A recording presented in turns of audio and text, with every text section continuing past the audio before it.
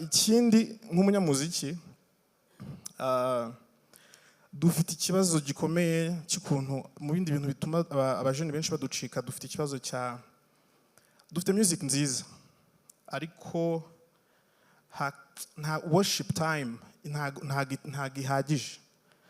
Hakabayeho igihe n'igitekerezo, hakabayeho igihe niwe byaba mbere ya misa, hakabaho band abantu baririmbira Imana kuri abascharismatique babigenza, cyangwa se no mu yandi madini natwe dufite indirimbo twabikoresha abantu bagahimbaza Imana igihe kirekire bakumva baranyuzwe kuko buriya music ikora ku mutima. Noneho iyo ari music ivanze n'amagambo yahura na liturgia byakora ku mutima kurushaho, ku buryo abajene ngewe benshi nzi bajya muri worship nyine z'ahandi kandi bitwa katolike twabakipinga actually tukazana n'abandi. Ikindi music quality yacu rero ndavuga nko kuri Radio Maria, sinzi niba wenda ifite uyihagarariye hano arahari. Ntago kuba indirimbo ifite lyrics amagambo ahura na liturgia byayiha uburenganzira byo kujya kuri radio yumvwa n'abandi bantu, kandi buriya amadini yose ahora ducriticizinga avuga ati abantu mwumva ibyabo, ku buryo umuntu udakomeye mu mutwe nyine yumva indirimbo music quality kumva musically indirimbo ntago yagakwiye kuba bazi. N'abandi bakora ku bigo by'itangazamakuru barabizi, indirimbo nyine urayicagura ku buryo hakinwa best of the best gusa. Hanyuma umuntu yaba afite ubutumwa bwiza, wenda hakabaho akanama nkemurampaka kavuga ati okay, genda uhindura ibi, cyangwa se sanga akana kagufasha ariko hazamuke karite y'umuziki. Ikindi ni sound system muri za kiliziya tugira ikibazo cy'amayiko kubera roof ndende cyane, ku buryo nko hari na Pacis ngewe iyo hari ahantu wicara ntiyumve, cyangwa na kiliziya y'Inyamirambo. Iki kibazo rero cyakemuka hari ukuntu byagenda muri sound system. Icyo kintu ama speakers ajya umubare wayo, n'ahantu ushobora gushyira ikintu kimeze nk'umutaka ariko gisobora gusound proofing ku buryo ijwi ritagera hejuru ku buryo abantu baryumva riri kugaruka. Nk'ino plan ya cathedrale iri kubakwa izaduteza ibibazo cyane kwa kuntu imeze. Byaba byiza batubwiye n'ikintu bakurikije bari kuyubaka babaje n'inshuti za Nyabinshi ntago bayikunze. Rega ko ari ikintu gifite meaning wenda yo mu Rwanda cyangwa se ya kiliziya, ariko hariya ntago twasobanukiye, ariko no cyane ko izaduteza n'ikibazo cya sound gikomeye cyane. Ndumva ari ibyo ngibyo, murakoze cyane. Reka twakira Isa. Christopher yabaye too technical nk'umunyamuziki, ni byiza cyane, ngo nizere ko abantu babyumvise. Arakoze cyane Christopher. Byinshi nitwa Isa, nyiricyubahiro Cardinal, mwakoze kudutumira. Ibitekerezo byinshi nagira bibutange Christopher asa nk'ubitanze, ariko nagira ngo nkomoze no kuri Lydie. Ari ikintu yavuze wenda Padri Lambert atamwumvisheho neza, no kuvuga ngo yavuga ngo ubu n'abana bize mu yandi mashuri bari outspoken, like baravuga ntago bagira ubwoba. Ariko mpita nibuka ko nanjye nize mu mashuri y'abapadiri n'abafrère, nize muri groupe scolaire officiel de Butare, nzakuza no kwiga muri Saint Joseph Kabgayi. Ariko ni hamwe mu hantu hatumye mba umunyamakuru kubera ko baduhaye urubuga buri wese akagaragaza impano, badushingira media club, tukajya tuba abanyamakuru. Ndibuka ko directeur wacu Frère Gahima yazaga no kudushakira ahantu bahugura iby'itangazamakuru mu buryo bwose. Ntekereza ko rero hari ubwo ibigo bitabikora byakwigira kubibikora, ariko bagiye badufasha kuba tuvuga mu ruhame. Igitekerezo cyanjye kiragaruka by'umwihariko nyiricyubahiro Yoze avuga ko kiliziya ikwiye kujya ku mbuga, abajene n'abantu bakuru bariho, ba mama wacu, ba papa, abandi bose bariho, ariko ugasanga wenda nko ku cyumweru ntiyagiye mu misa, ariko mu by'ukuri yicaye mu ntebe ari ku scrollinga niko babyita. Ntekereza ko ahubwo tureke kureba twebwe turiho, noneho turebe abagomba kuduha za nyigisho. Hari abapadiri benshi tubona bo muri za Espagne, muri za Italie, muri Argentine, bubatse izina, bafite n'abafollowers benshi cyane ku mbuga nkoranyambaga. Noneho ugasanga no wa mubare w'abantu batajya mu kiliziya, abajene bagenda bakurikiye padiri w'umusitari. ntacyo bitwaye kuba padiri yawe umusitari cyangwa se manseur. Ndibuka hari sœur Immaculée yigeze kuba umusitari cyane, sinzi ahantu yagiye, ubwo mutubwire twaramubuze. Kuko yaradufashaga cyane, yagiraga inyigisho nziza zitandukanye. Nashoboraga kuvuga nti ndajya kureba ahantu sera ari busengere nanjye bariho nza kuza kujya uyu munsi. Ntekereza ko wenda nyiricyubahiro aratubwira nimba bitemewe ko abapadiri baba star bakubaka amazina kuri social media, wenda kiliziya igahitamo bamwe bitewe n'ubumenyi bafite bwa social media no kuvuga cyane, wenda ariko abapadiri benshi barabikora n'abamasera barabizi kuvuga mu ruhame, ahubwo noneho bakagira abo baha gahunda za platform zabo. Buri mupadiri, buri museur akagira inyigisho ze zitandukanye kugira ngo bitaza kuza gusa, ariko akubaka ya audience nini cyane. Kuko nitubivuga gutya tukongera tukigendera nta ubifite mu nshingano, ntekereza ko bizakomeza nka kwa kundi. Ariko reka abapadiri bacu, abasœur bacu tubabone kuri za mbuga koko baduha bwa butumwa bwiza kandi mu buryo bugezweho bwiza, wigisha utameze nkaho uri gusoma misa, ahubwo wigisha nkaho uri kubwira abantu ushaka ko bagutega amatwi. Kwa kundi padiri yigisha nyuma yo kuvuga ivanjiri akigisha bisanzwe mu kiliziya, njya mbibona ko na gahunda za leta zisigaye zaraje, padiri akarangiza akigisha isuku, akigisha mituelle de santé, noneho no kuri za mbuga noneho ukigisha nyine koko nk'umuntu uri kubwira abantu, bamwe bari mu rugo, abandi bari mu kazi, abandi bari mu tuntu n'utundi, mu buryo bumwe cyangwa se ubundi. Ntekereza ko byazafasha cyane tubonye abapadiri n'abamansera bacu b'abasitari ku mbuga nkoranyambaga. Murakoze cyane. Mu nyemerere tuba duhiniye ahangaha kugira ngo habe intervention. Hari ikintu ahise avuze kijya guhura n'icya Christopher, ubwo ndagira ngo wenda nyiricyubahiro abidusubirize.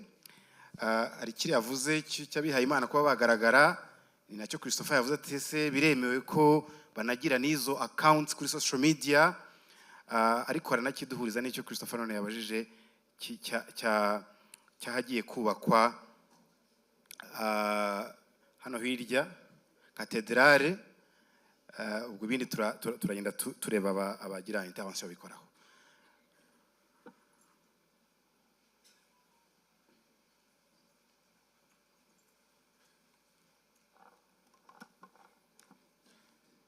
Ndabashimira cyane ku bitekerezo byiza mutanze.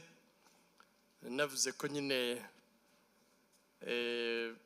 ari umwanya wo kubatega amatwi kugira ngo tumenye uko mubona ko dukora n'icyabafasha. Ndabashimira rero. Ntatinze rero ku bijyanye na katedrale, yashushanyijwe n'umuntu w'umuhanga cyane ndetse rwose ufite izina rikomeye, no kumubona no kumwigondera ntibyari byoroshye iyo tutabifashwamo n'ababifitiye ubushobozi. Ku buryo rero nta mpungenge dufite, kuko umuntu twice he was a world architect of the world ku isi yose. Ku buryo rero nta mpungenge mwagira. Ubwo igihe nikigera nacyo cyokoze ubwo tuzakimubwira, ariko azi icyo akora.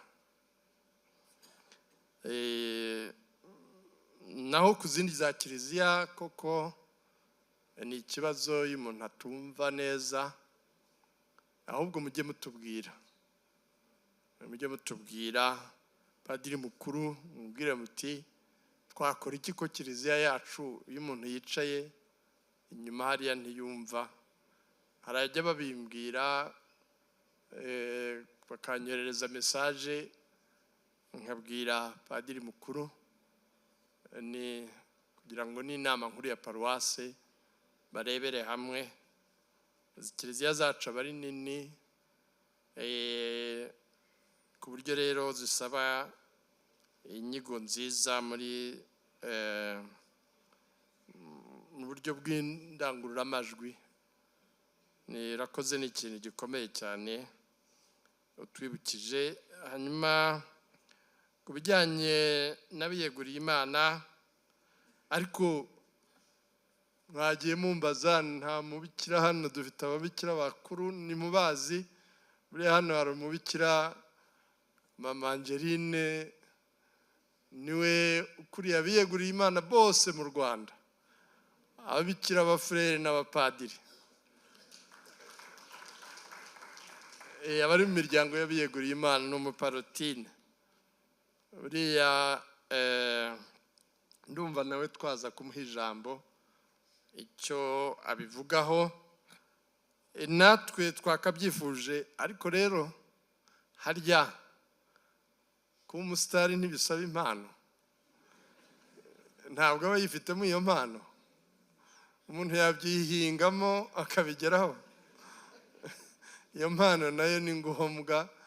Cyokoze murakoze abo tuzajya tubona bafite izo mpano, twajya tubiyambaza, cyangwa se uretse ko social media nabonye atari no kuvuga ngo umuntu umuhaye appointment yo kuba ku muntu ubizi ubyiyumvamo ko twese dutumwe gukogeza inkuru nziza.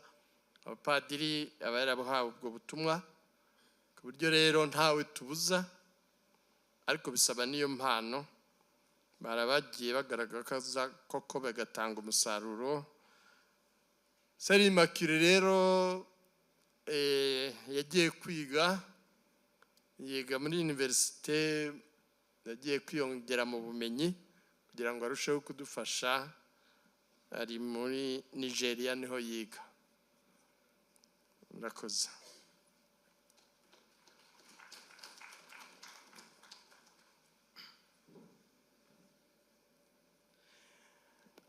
Maze rero ibiganiro byari byiza, ariko dufite no gutarama birenza. Uriya twatumiye abayobozi ba Kiliziya. Ndagira ngo mbabwire ngo si ibiganiro gusa, ntihagire abagenda. Nabonye Musenyeri Jean Bosco yashaka kugira icyo avuga, Yvette wamuha mikoro, nyuma tukaza no guha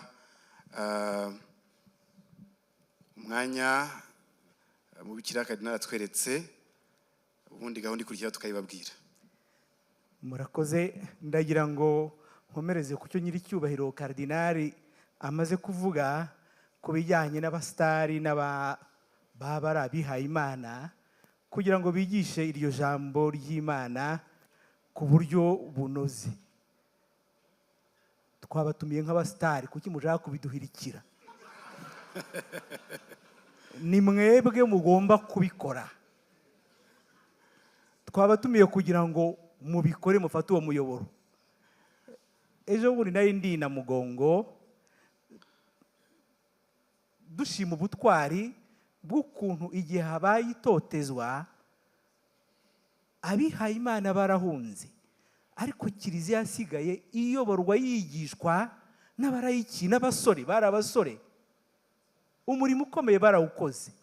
Namwe rero ubwo busitari bwanyu, izo mpano Imana yabahaye, yewe muzikoreshe, mwigishe urubyiruko, urungano nkamwe, mukoresheje imvugo muziranyeho. Murakoze. Murakoze cyane. Mwaduhera yego.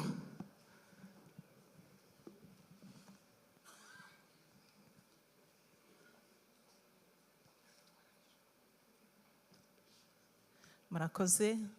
Arakoze nyiricyubahiro umpaye aka kanya kugira ngo nanjye ngire icyo mvuga kuri ibyo bigendanye n'abiyeguriye Imana. Nibyo koko, nk'uko Saint Paul abitubwira, impano ziratandukanye. Buri wese aba afite impano ye, kandi Kiliziya ntabwo igitubuza, ntabwo ivuga ko tugomba kugira limite mu mpano zacu. Ahubwo navuga nti wenda nk'uyu mugoroba natwe hari icyo tuwigiyemo, hari aho uduhituye ko natwe koko tugomba kugira uruhare muri uko kogeza ivanjiri, dukoresheje wenda n'ubwo buryo butari busanzwe. Ariko ntago bibujijwe. gusa wenda ibyo byo kuvuga ngo kuba umusitari nabivuga nk'ibyo nyir'icyubahiro avuze, ntabwo nakwitoreza ahangaha ngo mvuge ngo ndagiye ngiye kuba umusitari. Nkeka ko hari ababihawe, ariko natwe ubusitari bwacu bufite n'ubundi buryo bushobora kugaragariramo.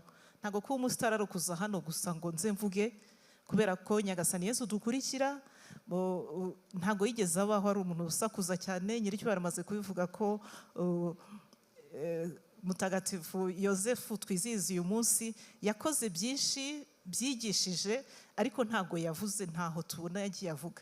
Natwe rero nk'abiyeguriye Imana, burya ubutumwa bwacu budusaba gukurikira Yesu tukamwamamaza rimwe na rimwe. Igitabo cya Vita Consecrata kirabitubwira ngo rimwe na rimwe tutanavuze, ahubwo bya bindi nyir'icyubahiro avuze atubwira ati nk'iyo batubonye twishimiye umuhamagaro wacu, nabwo ni uburyo bwo kwamamaza. Kubera ko nanone tuvuye aha tuvuze ngo turabemereye twese tugiye kugenda dufungure za account mujye mutubona tuvuge, dushobora kwihangisha tukajya gukora n'ibyo tudashoboye. Ariko ravuga nti buri wese akoresha impano ye na charisme n'umuryango we n'ibyo yemerewe, kubera ko nanone ibyo binyamakuru turi kubivuga, mwahoze mubivugaho ko ashobora kuba une épée à deux tranchants. Nshobora kubikoresha nanone nabi, ahubwo nkasebya kiliziya. Bivuze ngo rero nabyo bidusaba ubushishozi. Ntabwo twava tuvuge ngo twese tugiye gufungura za account, ariko twumva ko iyi nshingano yo kwamamaza ivanjiri rimwe na rimwe dukoresheje n'ibinyamakuru iratureba natwe twese nk'abihaye Imana, ariko buri wese akareba icyo ashoboye n'icyo yanyuramo. Nyir'icyubahiro yahoze abivuga ko dushobora kuhanyura kugira ngo tubone na za vocation. Kavuga ati abajene niho bari, niho badutegereje. Nkeka ko rero c'est un appel, birabiduhamagara kugira ngo turebe uko twahanyura.